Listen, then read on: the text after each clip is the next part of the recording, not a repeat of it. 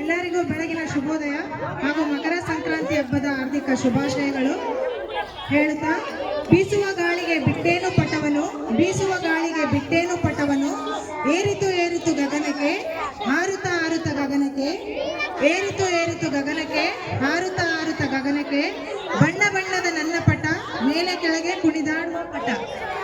ಇಂದು ನಾವು ಗಾಳಿಪಟದ ಕುರಿತು ಕೆಲವೊಂದು ಅನಿಸಿಕೆಗಳನ್ನು ಹೇಳಲು ಬಯಸುತ್ತೇನೆ.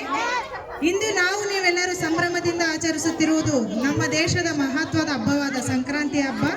ಇದು ಕೇವಲ ಹಬ್ಬವಲ್ಲ, ಕೃಷಿ, ಪ್ರಕೃತಿ ಮತ್ತು ಸಂಸ್ಕೃತಿಗೆ ಸಲ್ಲಿಸುವ ಕೃತಜ್ಞತೆಯ ಸಂಕೇತವಾಗಿದೆ.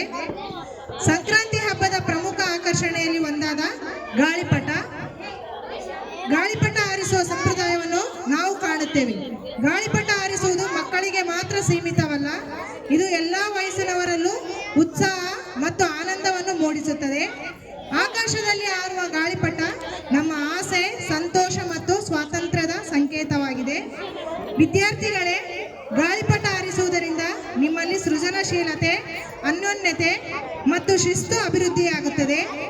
ಜೊತೆಗೆ ಗಾಳಿ, ದಿಕ್ಕು, ಸಮತೋಲನ ಮುಂತಾದ ವೈಜ್ಞಾನಿಕ ತತ್ವಗಳನ್ನು ಪ್ರಾಯೋಗಿಕವಾಗಿ ಕಲಿಯುವ ಅವಕಾಶ ಇದಾಗಿದೆ.